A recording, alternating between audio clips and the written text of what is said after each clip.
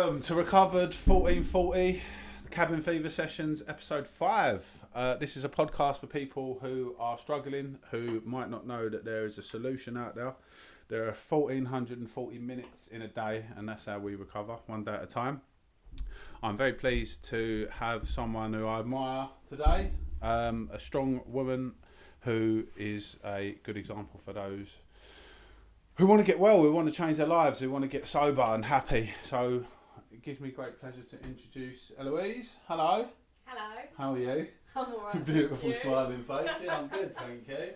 Who would have thought it? Testing. Testing 1, 2, come in universe. Yeah, Ellouise is going to share her story, what it was like, what she did and what her life's like now, and then we'll have a little chat afterwards. So with that, I'll hand it over to you. Cool.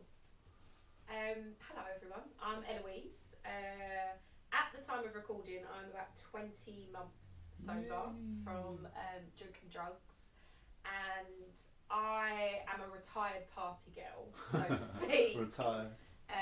I grew up in Essex, and in Essex you start drinking as soon as you can swear, which is about 12. So it was Friday night, Saturday nights. I was a weekend drinker, what you would now call, I suppose, a binge drinker. And as I got older, the binges got longer and the partying got less, and the depression and all the mental illness that comes with active addiction came and hit me tenfold. So like I said, I started drinking really early, and it was fun for a while. I went to university, I was the social sec at uni, so I was always the one that had the party. Then when I came home from uni, I moved out pretty quickly because I wanted to do my own thing and not have anyone watching me. And then my house became the party house, the after party house, the pre-drinks house.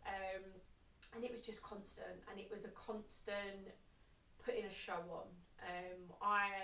When I went to university, I trained in performing arts. So I've been a theatre kid since as long as I could talk. So acting and performing is second nature to me. But the problem with addiction is that becomes your way of living, and you actually don't know who you are. And for a long time, I was this person that I put out online on Instagram and, you know, seeing friends and family. I was always great, it was always good, everything was always positive. You know, I was thinking the other day actually, because I still love crystals, but I went for a stage where I'd go to like tarot card readings and I'd hold crystals and I'd wear like a positivity crystal necklace and be out getting out my nut every weekend, like thinking that crystal was going to save me. Like absolutely crazy, that insanity. But yeah, once I was kind of, I'd say 22, things started to really turn for the worst, and my partner at the time called me an alcoholic in an argument, and this was after a night out where I had blacked out, couldn't remember anything, which was all of my nights out really towards the end. And in the long and short of it, we ended up breaking up because that was like the catalyst of like, how dare you call me an alcoholic? Like, I just like a drink, I just like a good time, you just can't keep up. And then I was single, back living at my mum's, didn't have to pay my mortgage anymore, so I had all the money in the world to spend on drinking drugs, and I did. And it was just a spiral of self-sabotage and self-hatred. I think when you get into recovery, and especially if you work a 12-step program, for me it's a program of self-love. You forgive yourself for everything. But when I was out there, I hated everything because I was scared of everything. I think a lot of people will resonate that addiction is fueled by fear. You know, we do things to make ourselves feel better, even though we know they're not going to make ourselves feel better, but we don't know any other way. You know, for so long, I was taught, if you're happy, you have a drink. If you're sad, you have a drink. If it's a Wednesday, you have a drink. Do you know what I mean? It was just relentless, and I just never thought of a life without drinking. I'm from an East London / Irish background, so drink has always been really heavy within my family. And, you know, that's not to say everyone in my family has got problems with addiction. Some have, and actually some of them are now in recovery as well, which is amazing. But it was always on the scene. You know, for as long as I can remember, alcohol's been in my life. I think I was pouring my dad's pints at the age of about 3. Do you know what I mean? What key skills was your toddler need? Like, so the thought of giving that up, it was like giving up my best friend. You know, it was giving up my confidence. It was giving up my invitation. You know, who would want to spend time with me if I wasn't going out and being fun and being eccentric and being crazy? And, you know, would my friends still find me interesting if I didn't have stories of the night before? You know, but the reality is I was getting up the next day, well, the next afternoon, not knowing where I'd been, not knowing what I'd been doing, having to use my phone as a map because my brain didn't have any memory. And sometimes, you know, if I had just ended up somewhere, I didn't have my Uber account to look at, I didn't have my bank cards, I didn't have anything, so I was just kind of picked up and then plotted like 13 hours later with a massive gap. And I thought that was completely normal and safe. And like, I'm like a 23-year-old woman going out in not the greatest places and not knowing where I've been, what I've done. I mean, I remember the amount of times I said, oh, I must have been spiked. And it's like, no babe, you drank 4 bottles of wine. Like, I just couldn't see a life without alcohol until it brought me to my knees, and my mental health was so bad. I'd moved in with my now partner, and we had a beautiful house, I had a good job, I had everything on paper that should make me happy, and I was just hollow. You know, the outside was primmed and proper, but the inside was just dark and cold. And we'd had a housewarming party, and everyone went home, and I was on my own, and my head was just so loud. You know that washing machine head when you're out and up, but you still, it's like your sober head is trying to get in and your drunk head's taking over. And I just thought, I can't live the rest of my life feeling like this. So I took an overdose, and I laid down in my bed next to my partner who was asleep, and I waited to die. And as I laid there, I thought about my family, I thought about my nan, my brother, my mum. You know, my family means everything to me. Having that Irish family, like my cousins are like my brothers and sisters. And I thought about my partner having to wake up the next morning, and I remember thinking to myself, he's going to have to deal with my body. And that's how low I thought of myself, that I didn't think my partner's going to be upset. I'm just thinking of myself like he's got to take the rubbish out. Do you know what I mean? That's how low my opinion was. But whatever I felt and whatever thoughts I now know my higher power got me up, and I was sick. And the next day I spent the whole day in bed. My partner had work, and when he came home he was like, what was going on with you last night? Because I'm still having these blackouts, so I don't really know what's going on. I remember taking the tablets, I remember feeling like I wanted to die. I don't really remember how I got to, you know, having fun in the kitchen with my friends to suddenly I'm in the bathroom wanting to kill myself. Like, I'll never know, because I wasn't in my right mind. And I told him all what was going on, and thanks be to God I haven't had a drink or a drug since. So my sobriety date, I say, is the Monday after, because obviously it's Saturday night I tried to kill myself and I'm highly intoxicated. So I'm, you know, I think I'd be sober enough to call it my sobriety date come Monday. And yeah, the first month, because I was 25 when I got sober, nearly 26, which is relatively young to get sober. Do you know what I mean? It feels a bit like leaving the party at 12 o'clock. And I struggled with that. You know, being in your mid-20s, everything is bottomless brunches. You know, you go to the theatre, oh, should we get wine with our tickets? It's cheaper if we pre-order. Do you know what I mean? There's so much alcohol in your 20s, because in theory, you don't start drinking till you're 18. So your 20s, you're just getting started. Whereas I started at 12. So I was like way past the sell-by date. But it meant that I didn't have an identity. I didn't know who I was without a glass of Prosecco. I didn't know who I was without being the hostess with the mostess. So for the first month, I just stayed at home. I was signed off work because I obviously told my boss at the time that I tried to take my own life, and he was like, take as much time as you need. He was brilliant. And I was just at home on my own, and that's when we got our dog, which was, if you're getting into recovery, I know I shouldn't promote just getting a dog for any random reason, but oh my god, Saviour. literally, because you have to get up, you have to look after them. And she got me out of the house every day as well, which, you know, I'm terrible for self-isolation, and with a dog you have to take them out, you know, even if it's just for 20 minutes around the local park.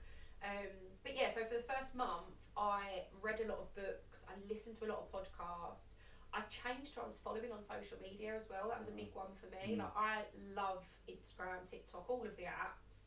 I enjoy learning, but what I realised is all I was seeing was a lifestyle that I was no longer aspiring for, so I had to remove that.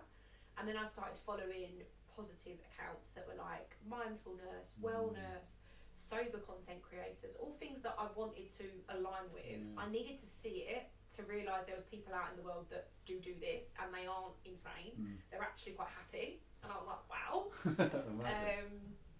But yeah, after that first month, I remember I got to a month and I was like, who am I? Like, can I actually do this? Like, I was at a point in my mental health where I was like, I know that drinking and using drugs is being detrimental, because anytime I've tried to kill myself, I have been drunk. So to me, well, if you stop drinking, you might not try and kill yourself again. It was quite a simple fix. But it was really hard because, like I said, I didn't know who I was. So that's when I found a 12-step program, and that's when I went to local meetings. And I remember walking into my first meeting, no one dragged me, and I took myself there because I just wanted to be around people that were thinking the way I was thinking. Like, I was having relapse dreams, and obviously my partner couldn't understand that. I didn't even know it was a relapse dream. All I knew is I was drinking about wine. I'm dreaming about drinking wine. And it was just like my whole body. Obviously now I know it's the craving. It's, you know, you're detoxing, your mind's adjusting. But no one understood that. So I was like, I need to be around people that get it. So I went along to a meeting, and normally at a meeting they have speakers. But at this particular meeting, the speaker hadn't turned up. So the person that was hosting the meeting gave everyone a little card with a word on it. And my word was identification. And I was like, what are the chances? Like, I'm literally here because I don't have a clue who I am. And I just cried and was just really, really honest. And in that meeting was a lady who has sponsored me through my whole recovery. I met her at my first meeting, which again, massive higher power moment for me. You know, the chances of me getting to a random meeting and meeting a woman that's literally me, but kind of 20 years older and with like 4 years on me sobriety wise, you know, definitely a higher power moment. But it took me a while to really grasp the fact that I was an addict, and I had a problem with drink. I wasn't just, I think I thought that I could just stop and suddenly I'd feel better after like the hangover had cleared. And actually the craving, the wanting it, the thinking about it, I'd never really thought about how much I thought about alcohol, because whenever I thought about it, I would have it. So you never really, if you go out and you get something, you don't really notice that you're thinking about it, because you've gone, I need that, I'll get it, done. Until it's gone. So you don't have a moment of reflection, you're just living through it. And it was only when I gave up and I couldn't have it anymore that I realised how much I wanted it and how much I thought I needed it. You know, and for me, alcohol was never a confidence thing. You know, I'm quite comfortable talking to people. It was actually in some ways a chance for me to actually talk to people candidly, because I was quite an emotional drunk. So I would cry and I'd say how I was feeling and everything would boil up. But I couldn't do that when I was sober, because I had to keep this front on. You know, I couldn't be honest. I couldn't be honest with myself, let alone other people. But when they say, oh, drunk minds speak sober hearts, that was like my green light.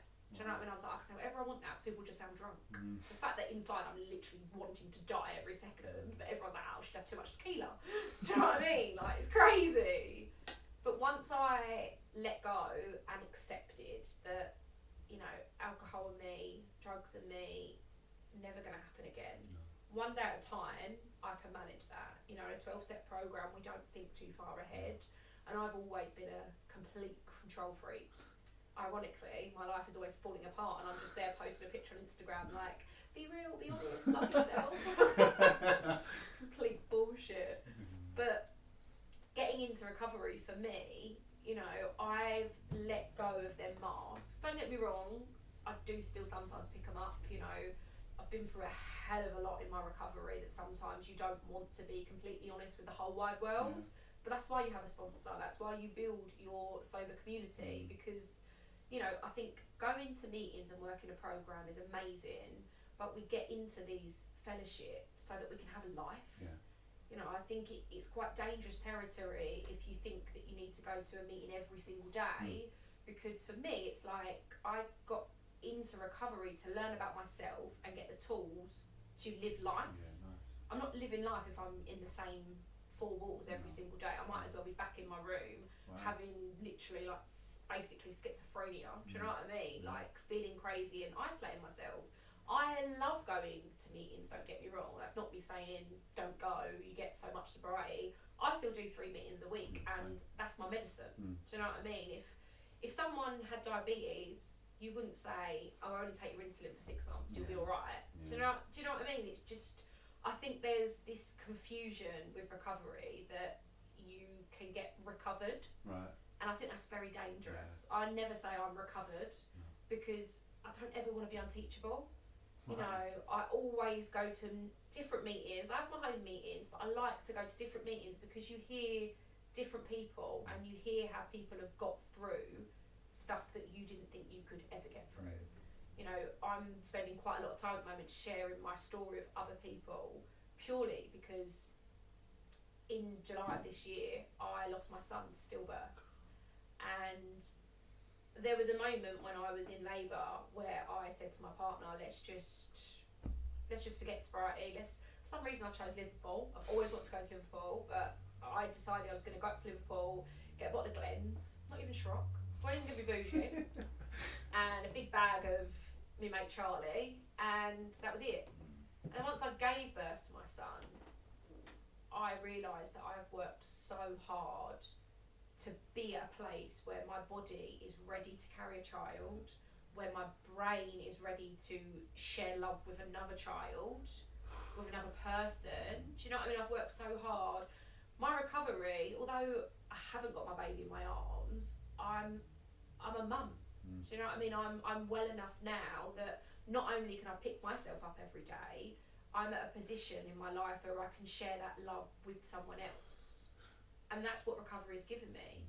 You know, and yeah, I could have easily had a relapse. I could have easily gone out there, and so many people, even people that are really, really close to me and know my story, were worried that I would, because, you know, losing anyone is hard. But losing your own child and having to give birth to it, you know, it was awful. I wouldn't wish it on my worst enemy, but going out and having a drink isn't going to change that. You know, for me, I'm very aware that if I pick up, I'm pausing all my pain, and I can't do that because I don't know if I'd press play again. Wow. Do you know what I mean? It's just, someone said to me, you grow through what you go through. So for me, I have to walk through grief. I have to have nights where I have insomnia and flashbacks, because what other choice have I got? Go back out there and drink and use and know that I'll just end up back in my bathroom trying to take my own life. That brought me nothing but pain, and losing my son was painful, and I will carry that pain with me, but compared to how I felt when I was at my lowest, when I was out in active addiction, this is a breeze. And that's how dark it got for me.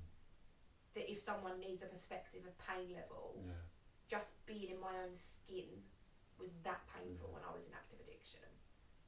And now I'm able to use my story, use my pain for good, help other women, work with other women through the 12-step program, meet other people, do amazing things like this podcast.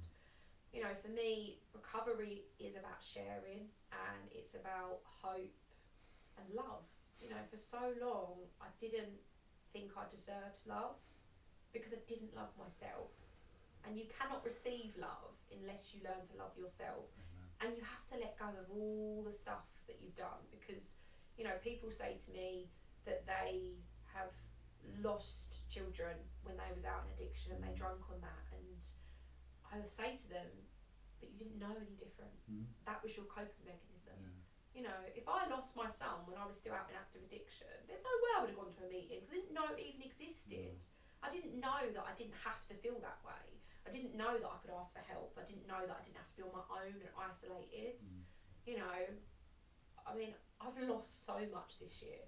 I've lost 2 jobs, I've lost a baby, I've lost my uncle, I've lost my partner's nan, and yeah, it fucking hurts. But I'd rather feel it than drink on it. Because, like I say, I'm a strong believer that when people pass, they go to heaven. You know, my higher power is God, and this isn't me preaching or anything like that. But for me, I believe heaven has a viewing room and they can see what we're up to. And I don't want my son to look down on me and think, Mum, you did all that for what? Do you know what I mean? This isn't... Giving up drinking was a choice. Getting sober is a blessing. You know, being in recovery, getting to know myself, getting to know other people. You know, when you go to a meeting and you share stuff and people laugh rather than look at you with a weird eye, like some of the things I've shared in meetings, I'm like, how has no one sent me to the psych ward? Like, because we all think the same. You know, we're not alone, and for someone trying to get sober on their own, it's so difficult.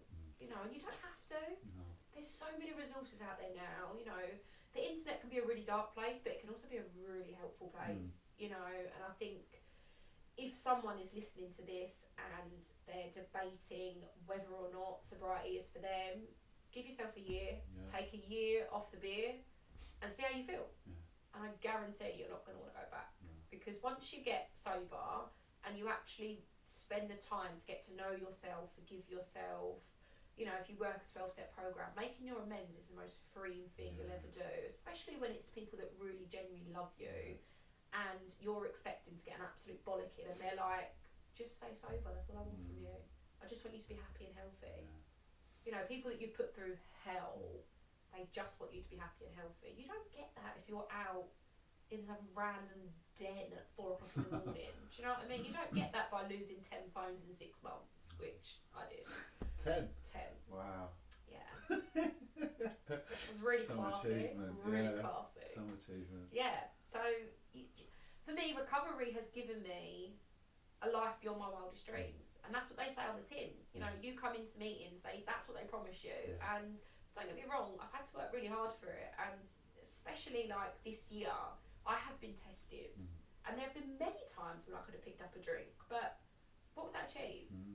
You know, I think as well, when you're going to meetings and if you work a 12-step program, you obviously get chips and key rings. I'm not about to hand them back over. Do you know what I mean? Like, they're my pride and joy. Yeah, of course. Like, if I have to go back in and start again, I'd be fuming at myself. Because the thing is, no amount of drink or drugs is ever going to be enough. I know that now. So, what, am I expecting to get a different outcome? That's it, isn't it? Do you know what I mean? I've got to give up all my chips for one couple of, maybe 2 hours of fun. No, not worth it. Not worth it. It's hard being sober, don't get me wrong. You know, I do sometimes still feel jealous of people that can go out and have one, that can have a red wine with their dinner. But that's not my story. And it's never going to be my story. And by sharing my story, it makes other women in their 20s feel it's okay to have a problem with drink and drugs. It's okay. You know, drink and drugs aren't meant to be used the way our society uses them. It's, especially in British culture, it's binge drinking, it's all or nothing. You know, that's not why they invented it. So us saying, actually, this poison I don't want to put in my body, kind of normal, kind of okay, kind of a healthy choice. But society tells us that we're boring and we're not fun. Like, I've had so much more fun being sober than I ever have had going out drinking, because I actually remember it. Do you know what I mean? True, present. I just turning up to somewhere and I know how to get home.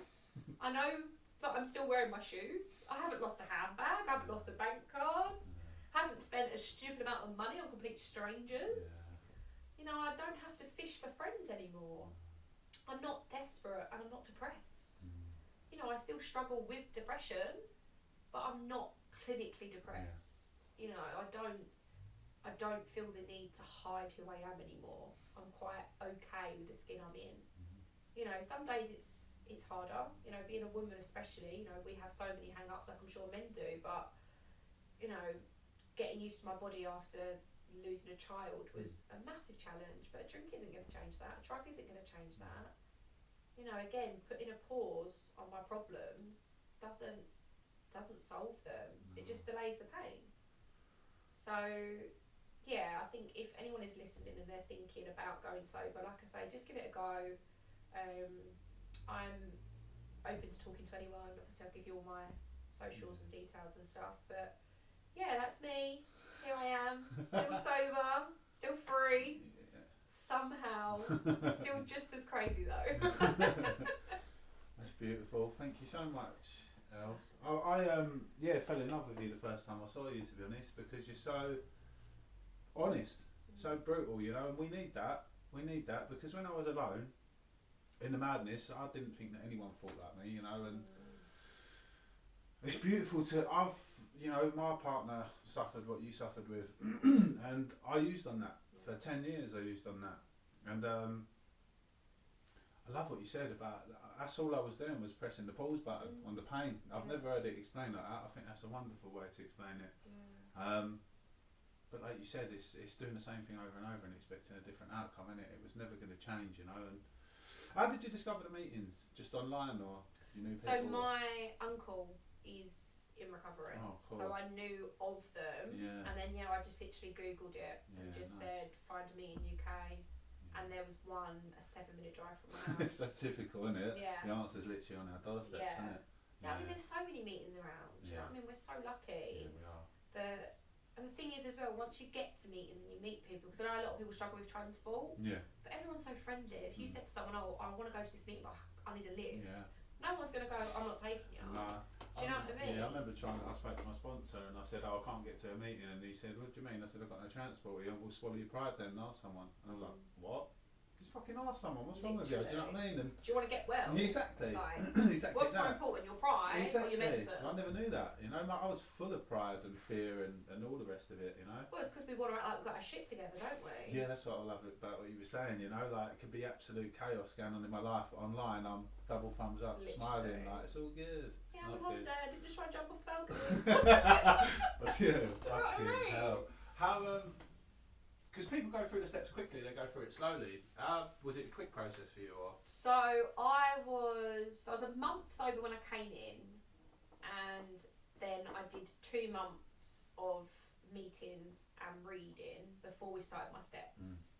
And then it took me about 3 months to go through my steps, which I think is a nice time. You know, I've heard people that do like weekend retreats and they rush through it, but I think especially with your first time doing the steps, it's top level. Do you know what I mean? You don't realise how deep you need to go. You think you're going deep, but actually I've only done my steps once, but I know people that have done it a second time around and they're like, oh my God, life changing. Do you know what I mean? The first time you're kind of cutting the crusty bit of the loaf off, but you've not dug right deep into the bread. Do you know what I mean? So, but yeah, so it took me 3 months, and my sponsor got me to read 3 pages a night, no more, because I'm an avid reader. Yeah, same. I will literally eat a book up and whole, especially where I get insomnia. Like I'll stay up one night and just read a whole book in like 3 hours, no problem.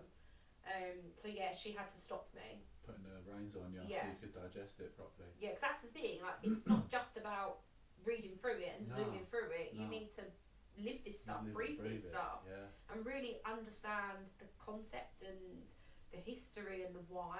You know, if you just, it's not a tick box exercise. It's proper clearing out everything. It's a beautiful process, isn't it? It's amazing. Did you ever like a particular step that you loved? I know they're all beautiful, but do you know what? I think doing my step 3 for me was really when I felt a turn in myself physically, because I did my step 3 and obviously, like I said, my higher power is God. I'm Christian. I got baptised in recovery. Oh, did you really? Wow. Yeah. That's cool.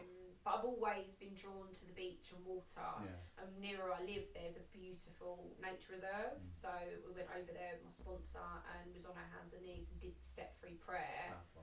And over the lake, and it was a cloudy day. And as we finished the step-free prayer, the sun came out, and it was just like awakening, literally. awakening, yeah. And then everything else felt easy because I trusted that I didn't have to run on my own free will anymore. No. You know, I know that my higher power wanted me to still be here. I knew my higher power was giving me a purpose. And some days I'm still finding out what that is. You know, I'd love it if he just sent me an email and was like, right, this is your itinerary for the next 6 months. You know what I mean? Sometimes I do think, come on, big man, you wanna send me a couple more feathers? But that's not how it works, you know what I mean? Sometimes quickly, sometimes slowly.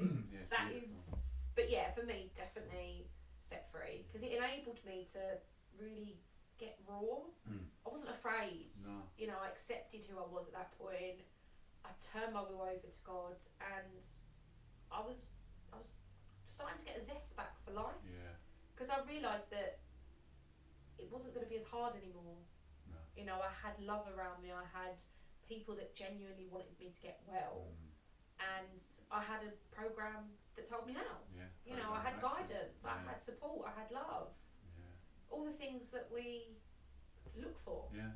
But I was looking in the wrong places. Yeah. I love what you said at the beginning, like this is a program of self-love. I agree with that entirely, you know. I never, that, like you just said, a lot of my problems were seeking love outside of myself, you know. What I love about the steps is that, like you talk about high power and you think, what the fuck? But each point of the process helps you get further along in that respect. Do you know what I mean? It's not just step one, believe in God and you'll be alright. Oh sweet. You know, it's going through all of that and unblocking. You can't pick and choose the steps either. No. I've heard some people be like, oh, I'll do a bit of this and I'll do a bit of that. It's like, no, you've got to go through it in order. How it's written down. Literally. I had 15 years like coming in and out, in really? and out. Yeah. Because I knew it worked. Yeah. But then they'd mention the God word and I'd think, oh fuck off mate, and I'd get up and walk out. Do you know what I mean? How's that going to help me? I want an injection or something to stop me doing what I'm doing. Yeah, put me in a coma for 6 months. Maybe when I wake up I'll be better, but no, it's absolutely beautiful. And I feel that love and that support and that protection, you know, as I go about my day these days. You know, another thing you said, which I really enjoy, is that like somehow society does try to tie you with the brush that you'll be boring when you don't drink or use, but I've done all the things that I never used to do when I was in addiction. You know, I go to gigs, I go to football, I go to comedy nights. I never used to do anything other than go to the pub or around my friends' houses when I was in addiction. That. And then that's like, do you know what I mean? I never travelled. I hated going on holiday because I didn't know I'm not great with currencies, so going to another country and having to do maths to work out my booze was just too stressful. To be honest, like unless it was like Zanti or Ryan Apple, I weren't interested.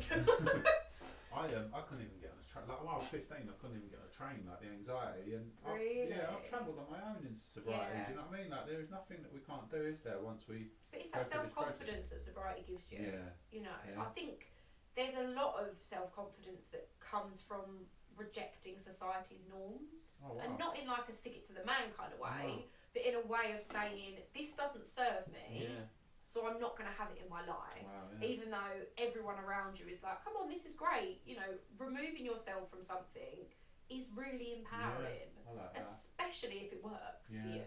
I like that a lot. Do you know what I mean? I think there's a lot of self-confidence, resilience that comes from choosing life. Choosing to start over, choosing to apologise, choosing to forgive yourself. You know, not a lot of people get that in life.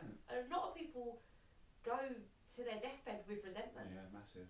Do you know what I mean? And I don't even mean people that are addicts. No. You know, people that are normal, quote unquote, they still they can live a very angry life. I see that all the time. And I don't see a lot of people outside of recovery that are very happy. No. You know, all the people that I know that are happy and content and free are the ones in recovery. Completely. Because we're lucky, aren't we? We've got the gift, the keys to the kingdom. Like we've got all of this information that.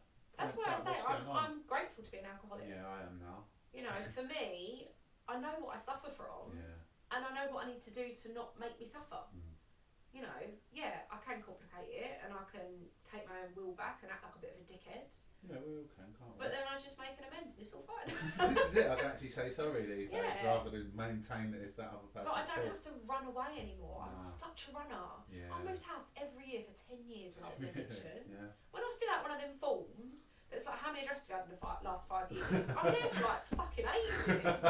It writes me off. I have to go back through my emails to be like, oh, that's the house I rented, that's the house I bought, that's the house I sold, that's the one I lost all my money on. But just moving and running all the time. Yeah, I had to change postcodes. Yeah. Because it wasn't me that was the problem. No, it's not. It It's was that the house local or that that was the problem, problem. yeah, or that person. I was too close to the pub. Oh yeah, of course. That was the problem. Yeah, I was too close to people that drunk like me. That was the problem. Yeah, cool. God forbid I looked in all the mirrors I've got in my house. Yeah, no, can't possibly be me. Wouldn't be me. Nah. No. Sure. Yeah, I moved all the way to Colchester, which is like an hour away from where I live now, Just to get away.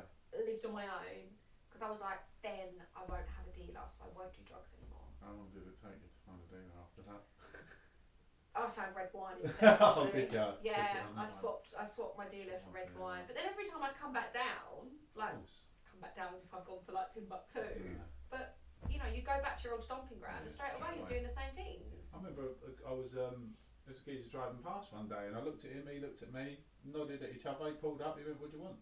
Like, if you yeah, there's something intrinsic in me and him that we just recognised each other, you know. And Isn't that scary? it's really scary. What they, if you've got it, you spot it, innit? That's But I what they wonder say. if that would happen to you now. I've seen gear on the floor. I see that dealer at the gym when I was 18 months, clean and sober, and Love that. Yeah, Health he is wealth, Mr. yeah, he Dealer. was like, he's like, "Where the fuck have you been?" I said, "Oh, I'm getting clean and sober now," and he started telling me his problems, and I was like, And then as I went to walk off, he said, "Oh, do you want to take my number?" And that's No. what I think about. Absolutely no, Exactly. I do not want to take your number. But that's me in fit spiritual condition, like, because I'm happy and I'm content and I'm well. If I go into the gym and I'm resentful and I'm angry and I'm pissed off and he offers me his number, I'm going to say, "Oh, I'll take it. I'm not going to use it, but I'll take it." Yeah. You know what I mean? So that's the importance for me to make sure that every day I feel good and I feel happy. Removing the temptation at the beginning of your sobriety, you know, I'm at a position now in my sobriety where I help other addicts get sober. Yeah.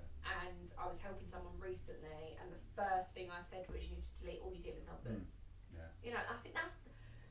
I don't want to say that one's harder than the other, because to me addiction is the same. But I think with drugs, obviously they are illegal. So if you delete and block your dealers' numbers, as much as you and I both know, you can go to any pub in England and you'll find a dealer within 10 minutes. But anywhere you go, there will be alcohol. Yeah. And that's legal. Yeah, it's you mad, know. isn't it? And for me, alcohol was my main poison. You know, I know I'm going to Toby Carvery this afternoon for a nice, wholesome roast dinner. Yeah. But no doubt there'll be someone having a glass of wine next to me, or my partner might want a beer. Yeah. Thankfully, I'm in a position today where it doesn't bother me. Neutrality. But for someone in their early days, it's really fucking hard. You know, you'll just go and do your weekly shop. You've got to avoid 2 aisles now. Yeah. You know, 2 massive aisles. And especially at Christmas and Black Friday, any event, Tesco, Asda, all the supermarkets, buy 3 bottles for this and 4 bottles for that. Do you know what I mean? They really want is you to buy poison as well. excessively. Yeah, of course they do. You know. But I enjoyed what you said as well about it being just a seemingly a British cultural thing. Do you know what I mean? Because other countries and people in other countries don't drink like us. You know? But it's also not celebrated as much in other countries. Like children in other countries can have, from the age of I think it's 11 in like European countries, they'll have a small glass of wine with their dinner. Whereas we're like buzzing to turn 18 so we can drink. Pop the cork, yeah. It's like as if nothing else is available to you at 18. Yeah. You know, you can now travel on your own. You can now get a phone contract on your own. You know, you could go and get a mortgage if you wanted to. Not that I know any 18-year-olds that can afford to. But the reality is, when I was turning 18, the only reason I was happy was because I could go out clubbing legally. Legally, yeah. Because we were all doing it before anyway. Yeah, of course. But do you know what I mean? Like that's the absolute creme de la creme of being an adult, is that you can drink poison. Feel like shit afterwards. Yeah. Madness, isn't it? Yeah. So, you know what? Another thing that interests me is that eventually I turned into an everyday user. So even then I couldn't identify as an addict, but I always sort of thought of an addict as like a heroin addict or someone on a park bench and all of that. Was you didn't use and drink every day? Did that make it harder to accept that you did have a problem? Yeah. I think for me, I was a weekend drinker, and every time I drank, once I started, I couldn't stop. Yeah. I drank alcoholically from day dot. But for me, I think I understood I had a problem with alcohol, and alcoholism and addiction runs in my family, and obviously it's a hereditary illness. So I knew that I was playing with fire, but what I struggled with was getting help when I wasn't an everyday drinker. Yeah. You know, for me, I was really nervous about going into meetings and integrating in a sober community, even online, because I felt like I hadn't done enough damage. I wasn't bad enough. You know, I genuinely thought I didn't deserve a seat at a meeting because I thought someone else might be struggling more than me, so I don't want to take up their seat. Madness, isn't it? Like the ego will try anything it can to keep you out of. Literally tried to kill myself, but someone else needs to seat more than me. That's fucked, isn't it? How we just minimise our suffering and our pain like that, you know? But I think as well, it's that I've always been a motherly nature kind of person, do you know what I mean? Like, I always say my big brother's my little brother and I look after him. So I think for me, in some ways that's hindered me, because I'm like, if I care for other people, I haven't got to focus on myself. Which meant for years, as long as everyone else was alright, no one can see what's going on with me. And, you know, for me, going into a meeting felt like I was taking someone else's place. It was only when I got there and realised that the only thing about going to meetings is you have to have a desire to stop drinking. That's it. You haven't got to be sober. No. Just have that desire. You just got to have that desire, be sober curious. You know, some people go along to meetings and it doesn't work for them, and I completely respect that, but I would always say try it, because I think for me, the reason I'm still sober is because of my friends that I've made for recovery. I believe that. You know, even if I don't go to a meeting as much as I'd like to in the week, I will speak to sober friends daily. Same. Do you know what I mean? My best friends are in recovery.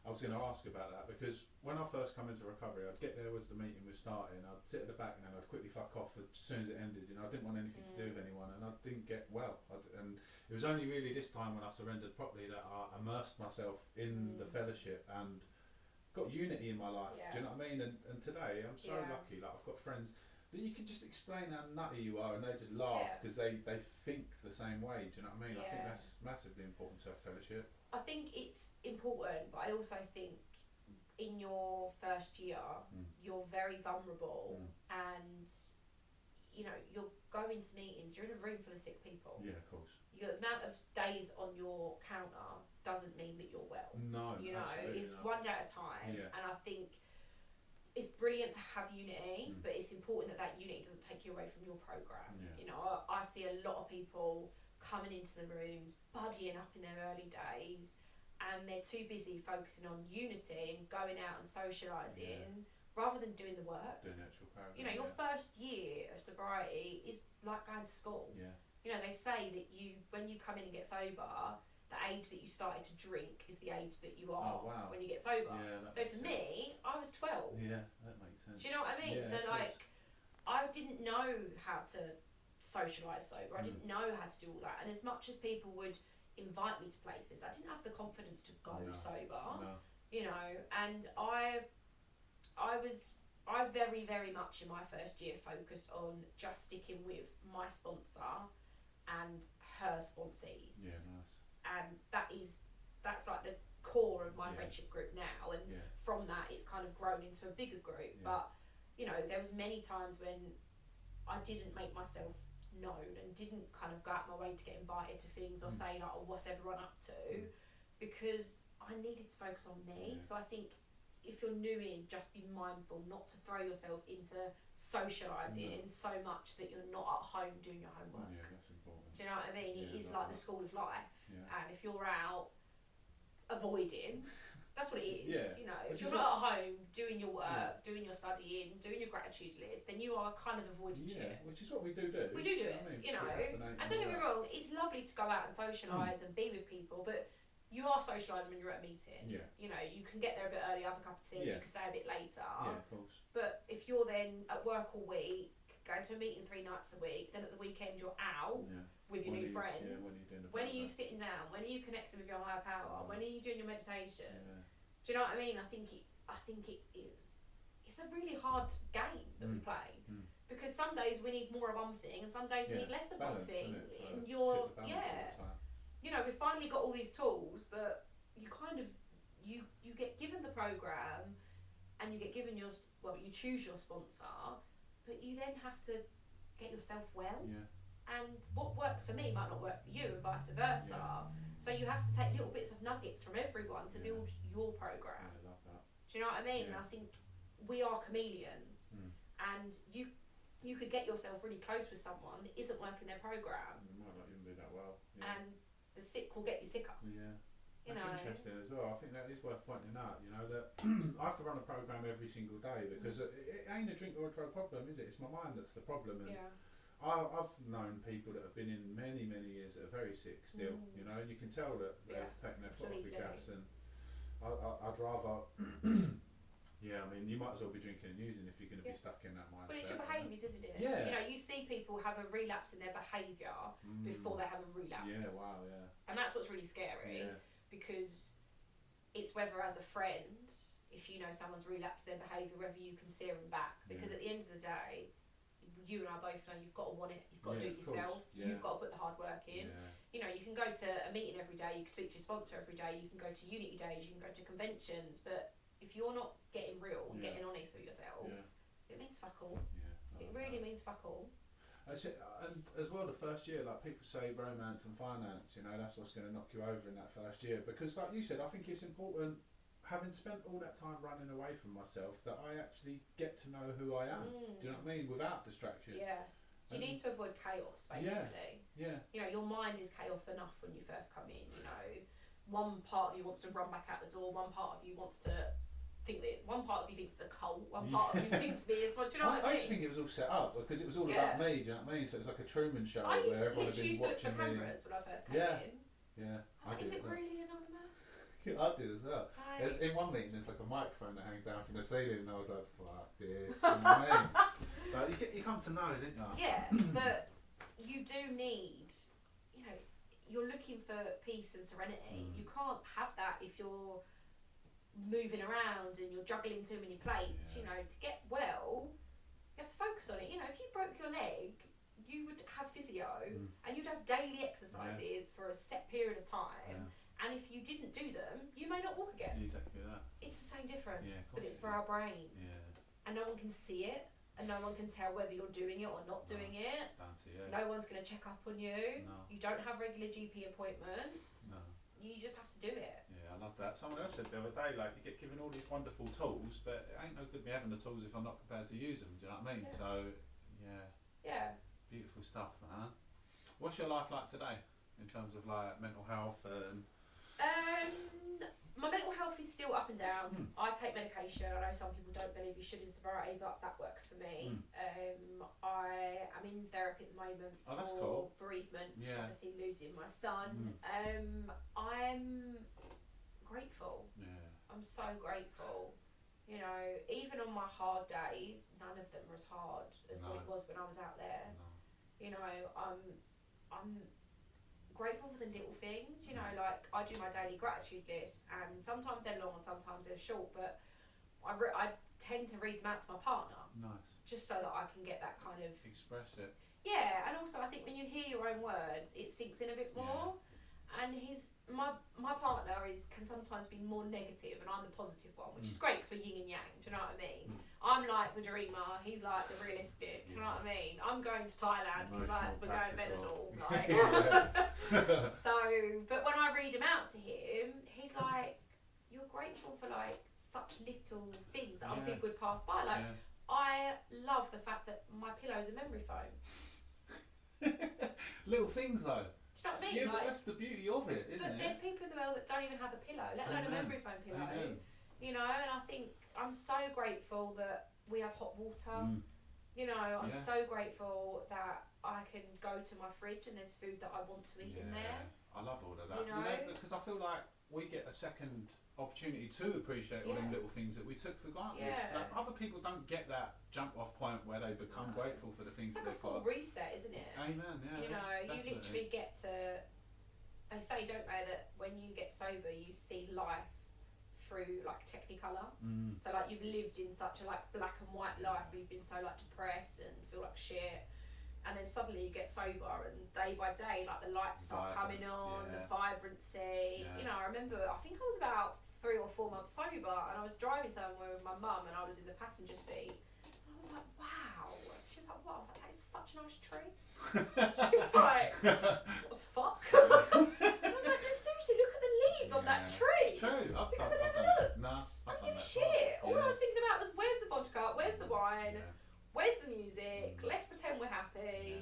I didn't care about trees. No, of course not. Let alone the fact it had leaves. I couldn't even tell you what time of year it was. Do you know what I mean? It's true, isn't it? My life was like a casino, which was always on. No clocks. Literally. No clocks. Pumping fucking fresh air in. Yeah. I love what you said about depression as well, because the way that I come to understand my thinking is that if I have a thought and then I foster it, I'm going to start adopting it and then it will grow. And that's what depression was for me. It just got more and bigger and bigger and bigger and wider ranging. But with the program that we've got today, I can feel down and a little bit depressed, but because I share it, it doesn't get hooked into me. And, well, I read a book, not that recently actually, but it's all about thoughts, and they say that thoughts you cannot control. No. So if you have an intrusive thought, you will naturally, you may or you may not feel a bit uncomfortable with it. But the more you ignore a thought, the more you're invited to stay. What you resist persists. Whereas by, like you say, by sharing it and saying like, oh my god, I just had the weirdest thought, I was just going to pick up that knife and kill you. Oh, you do that too? Like, yeah. But then it's gone. Yeah, of course. Whereas if you harboured on that, it becomes bigger and bigger and bigger. They're like clouds. They're going to come in and they're just going to pass by. Or they'll stop and be stagnant because you're staring at it. Yeah, wow. Do you know what I mean? Once I read that, I felt a lot calmer because I do have really intrusive thoughts. Yeah, do you know what I mean? I was just, some of the things I think, fucking hell, you've watched too much true crime. But everyone has them. Yeah, we're not the author of our thoughts. No, we don't create them. That's what I didn't understand. I thought I was nuts. Like, how can you think that? Like, that's so awful. But when I read this book, it said that thoughts are completely random. They just like accumulation of things that you've witnessed throughout the day. Your brain takes tiny nuggets, and then it will just go. Process it. Yeah. And it means nothing. Not that serious. Doesn't mean anything. Not that important. No. Like, I generally thought I was going to be a serial killer. I was concerned that I'd have to literally like write like a sorry letter in advance in case I lost my shit and just went on a rampage. Yeah, like, once you do one, you can. Yeah, it's easy to get a taste for it, didn't you? Apparently, I'd hate to find out. I wouldn't know. Not Check yet. their garden. Check their garden. It's a rental. It's fine. Just move. Yeah, just move. 10 more I'm times. good at that. Yeah, well, me. Do you think it's harder for women in recovery, or is that just a preconceived idea that I've got because it is quite male heavy in places?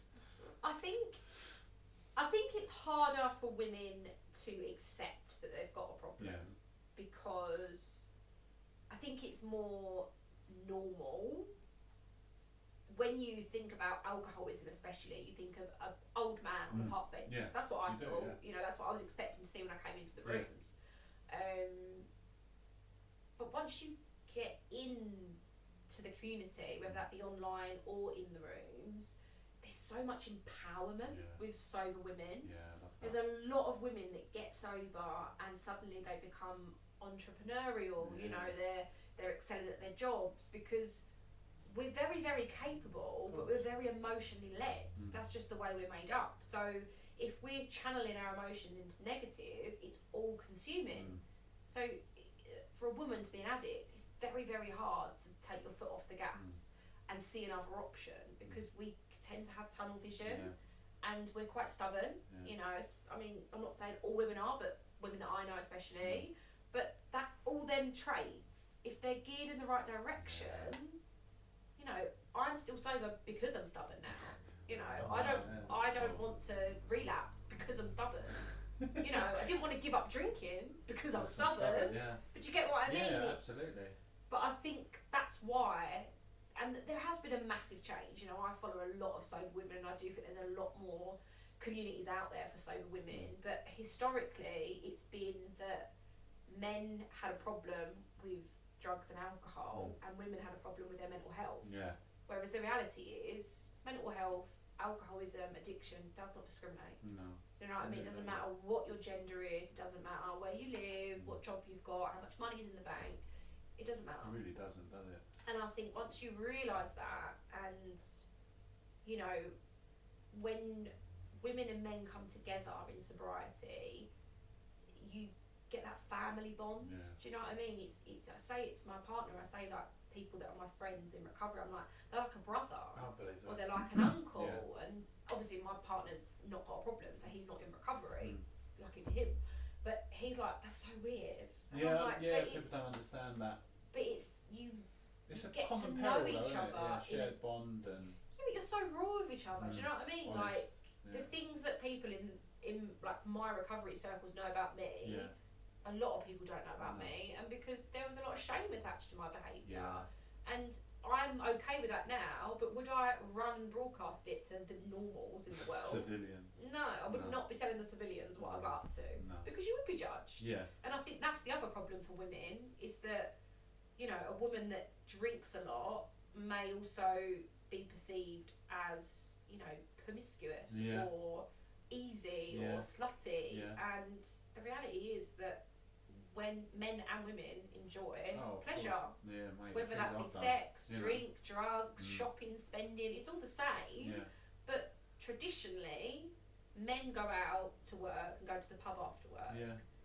Women are at home with the children and working. The difference is now, women are working, men are working, but woman is coming home, doing the cooking, doing the cleaning, looking after the children, some setups.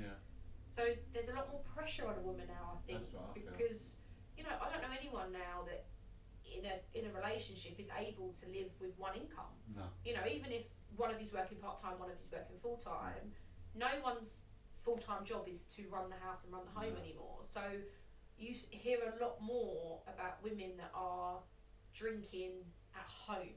You know, a lot of people that I've met in recovery, they say that my sofa was my park bench. Wow. Because they didn't go out and drink, they didn't socialise. You know, a lot of men, they're in the pub scene, you know, and then the pub leads to an after party. A lot of women, we're drinking at home. You know, we're isolating ourselves. Yeah, I justified like having kids. Well, I'm at home. I'm not out gallivanting, so it's alright for me to use at home, you know.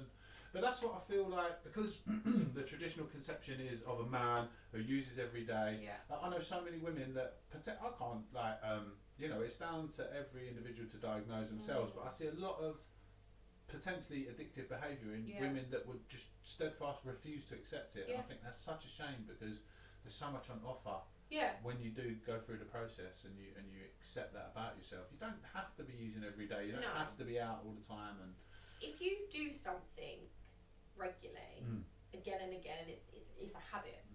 And if you can't go to a certain place without doing certain things, then that's an addiction. Yeah, it is. You know, so if you're out every single Friday and you have to have a drink every single Friday, then that's your habit, that you're addicted to that. Unless you can go into a Friday and categorically say, I'm not going to do that today and not do it, then you're alright. But I know a lot of people that they get to their Friday and every single Friday have a ritual, and that's, you know, it's the same principle, isn't it? It's a slippery slope. Yeah, and if you prevent yourself from drinking all week long so that you can go out on the weekend, it's the same principle as, you know, because if you're trying not to do so. The amount of units I used to drink, you know, I love it when you go to a doctor's form as an addict. How much do you drink? None. Couple, my mum. Out the face at the doctor's appointment, maybe like 2 pints. Fucking lies. It's all but lies, I would drink probably someone's monthly units in one night. Yeah, fucking hell. Easily. Yeah. Because once I started, I couldn't stop. That's the key point for me, is that I just used to think I was greedy. I didn't understand that I was allergic. You know, like an abnormal reaction to a substance. Other people can just have one or two. I could never understand why I spent so much money. No. Because I was like, none of my mates are spending this much money. What's going on? Why am I spending £100 a night out in Romford? Yeah. When it's £2 drinks all night. What's going on there?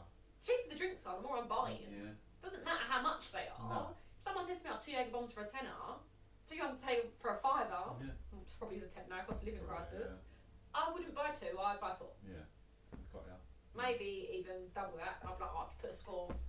It's easy done. Yeah. It's so easily done. And I love the excuse of I don't want to queue up. So I'd buy like, I'd buy like 2 bottles of wine, a round of shots, some softs. By softs I mean like WKDs. Yeah. You know what I mean? When I say softs, I mean like not really strong. Still alcoholic. Still horrible, yeah. It's not water. Yeah. That kid's lemonade, WKD. Yeah. Yeah. It's fucking. Can I have the PG alcohol, please? The brightly coloured one. Yeah. I never was a massive drinker. I was always terrified of being out of control drinking and fearful that something would happen. So I just used to sniff quite a lot. And I loved it.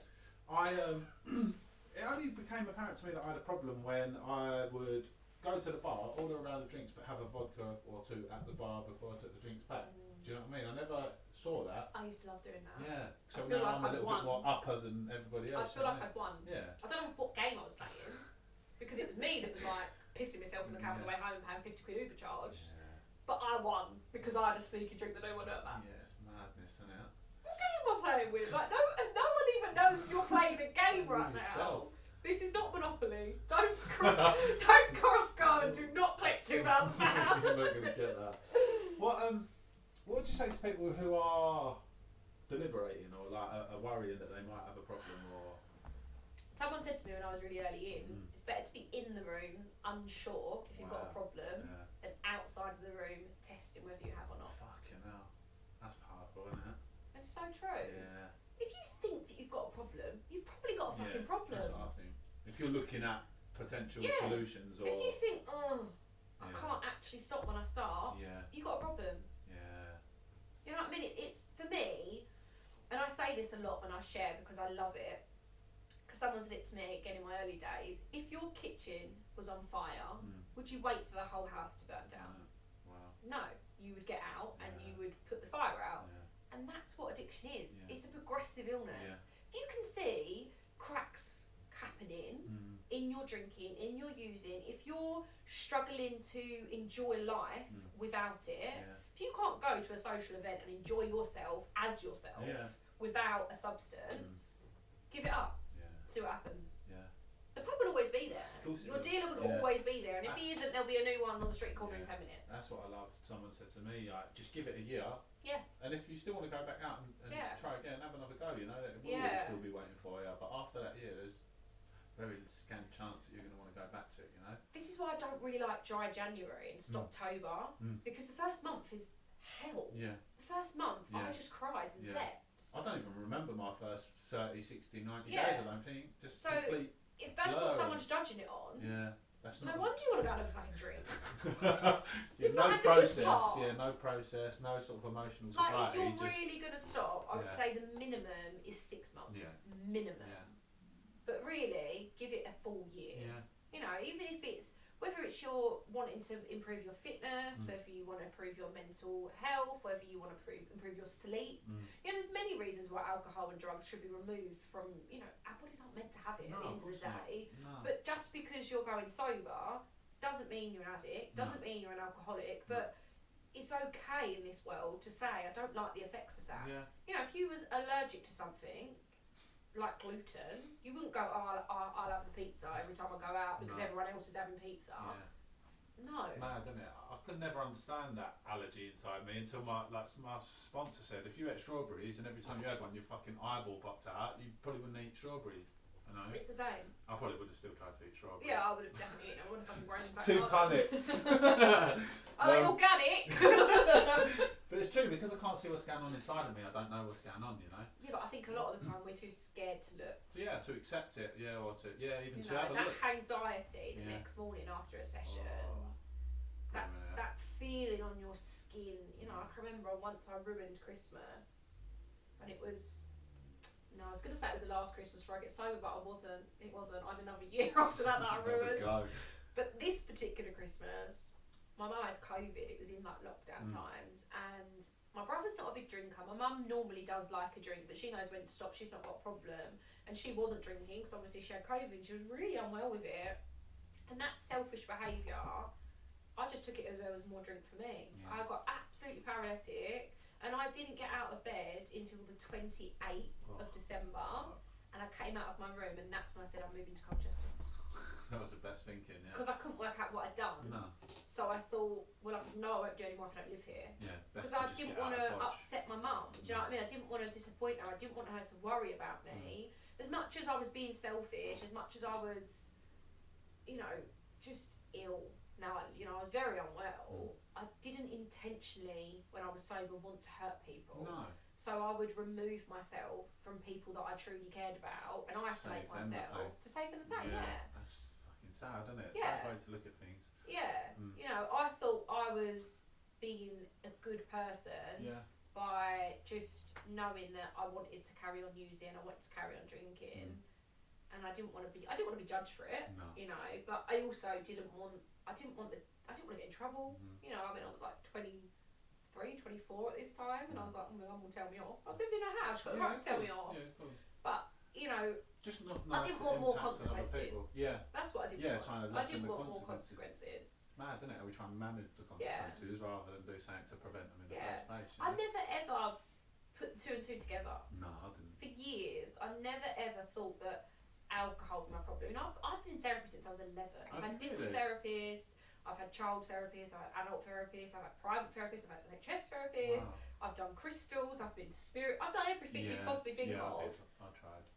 Because I didn't want to give up the drink. Yeah, I tried. I went to hypnosis once on the pretense that I wanted to give up smoking, and I just thought, I'll just apply this to gear and I'll walk out and not do gear anymore, Did not work. Did you stop smoking? No.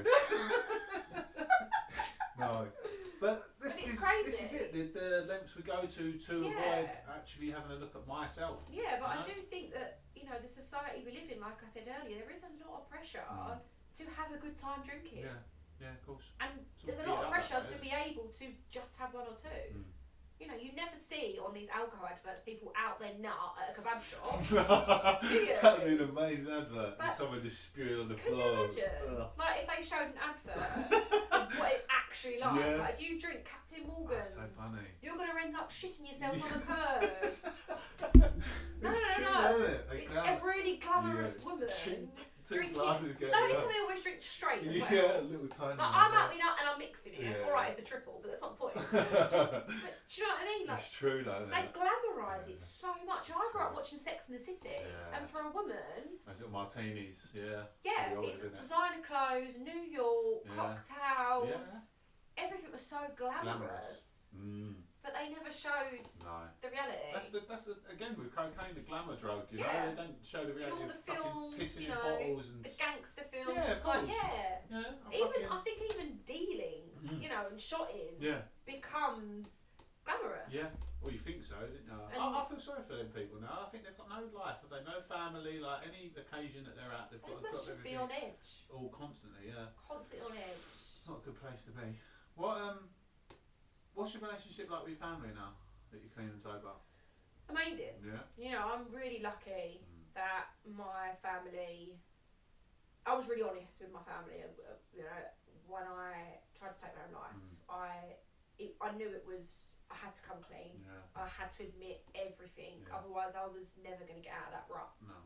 And my family were heartbroken that I had been suffering alone.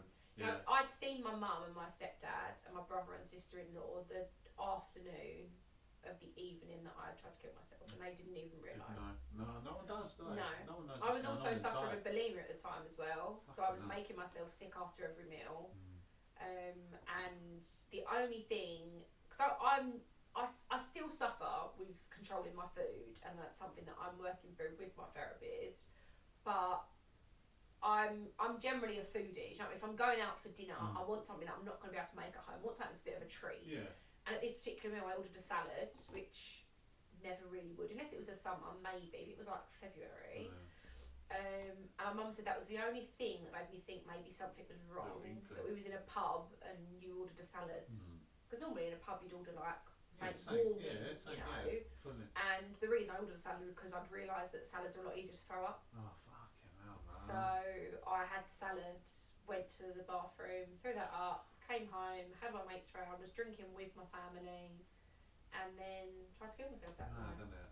How we like reset as well, do you know what I mean? Like we can just, we are resilient, aren't we? Yeah. Even in addiction, do you know what I mean? Like you think I can't go on no more, and a couple of days later I'm back and I'm feeling, you know, I could never fathom that. How I'd be absolutely fucked, and I think, why have I done this? How have I done this? I'm never going to do this again. And by 12 o'clock the next day I think, you know, I feel alright. Yeah, but it's that letting go of it, isn't it? And not sometimes we do just feel emotions, and there's no reason for I cried this morning. Yeah. A lot. But you know? that's okay. Of course. I can You do know, I that think today. for so long we were scared of negative emotions, whereas now I kind of welcome them like an old friend, because I realise that I have to cry in order to let go of whatever it is that I'm clinging on to. Whatever isn't serving me, when I cry about it, I'm letting go a little bit, you know. But from my family's perspective, they're just so glad that I'm still here. You know, especially after losing my son, I was really unwell, and they thought me and my son would die. So the fact that I'm still here and I'm still sober, you know, my mum's like, I just don't know how you're doing it. Like, I don't know how you get through each day, knowing that, you know, like I said earlier, my mum hasn't got a problem with drink, but in stressful times, she will have a glass of wine to relax, like most people do, you know, and that's fine if you've not got a problem. But she's like, I completely understand if you would relapse, but I'm so glad you haven't. Because it only ends one way for me.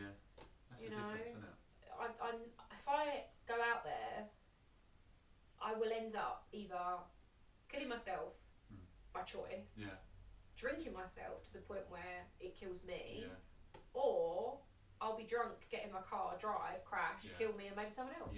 That was frightening. There's never a happy turnaround with this illness. You know, I'm very lucky that I got off the escalator when I did. I didn't lose a house, I didn't lose a job, I didn't lose, you know, that many people. And those that I did lose, it's no loss. Do you know what I mean? It's not, no. So, you know, whereas I hear stories of people that have come in when they're a lot earlier, and obviously if you was in and out, you probably, compared to when you first came in to when you got it, the amount that you may have lost. I could have, absolutely. I was 24 when I first came in. I had everything. I always wanted. It wasn't enough because of the addiction, but you know, that's what I love to see these days. Is when you go to the meetings, there are a lot more younger people sat in there these days than there used to be. You know, and I think that's beautiful. Because you said, I've got a friend that got sober at 18. Wow, yeah, I know a young boy who's probably the same person. He's a really talented kid as well. Yeah, beautiful though. Yeah. Imagine that, knowing at that point. Like, I think he had a good example as well, didn't he, in his family, that meant he had the... Yeah, he had someone else that was in recovery. And that's the beautiful thing about the final step, sharing the message, giving it away. You know, because unfortunately, as long as there's alcohol, as long as there's drugs, there's going to be addicts, there's going to be alcoholics. They're not going to abolish either of them. You know, as much as I would love there to be a law that comes in place that you can only buy so many bottles or so many units, but that's not going to happen because the alcohol industry makes something like 7.5 billion every year in the UK. Not national, not globally, and it only costs the NHS, I think, something like 10 million to deal with alcohol and drug-related illnesses. Oh, that's so cynical, isn't it? So they're never gonna. Why would they? They're never gonna regulate it. They're never gonna admit that it's a problem. You know, the amount of people that are suffering with this illness, only 5% get into recovery. That's another thing I find fascinating, you know. It's just like, I would love to live in a world where everyone's sober and everyone works 12-step program. It'd be bloody amazing. To have a program, But all we can do is share the message. All we can do is make it okay to choose this life. I think that's a beautiful point to leave it, El, to be honest. Would you lead us out the usual way with a serenity prayer? Yeah, of course I will. And thank you for coming as well. Do you know, like I have admired you from the minute I saw you, and I think that it's so, you speak so eloquently and you're really articulate, and I think that it's important that we try and reach as many people as we can to let them know that there is a new life on offer. Do you know what I mean? A new way of life. It's such a awful illness, and if you can get off before it gets to that detrimental, you've lost everything, then get off. Get off, get help, get honest. Start again. Just hit the reset button. Press play, but press play on a life that you choose, not one that you suffer. Yeah, beautiful.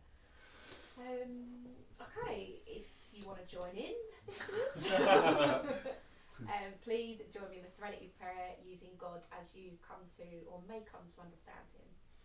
God, grant me the serenity to accept the things I cannot change, the courage to change the things I can, and the wisdom to know the difference. Amen. Thank you, Els. God bless. God bless. We'll see you lot on the other side. We may refer to the source by different names: God, a higher power, the Holy Spirit, or perhaps the cosmos. This source is the entire universe, the unified field, everything that is beyond the perception of the five senses.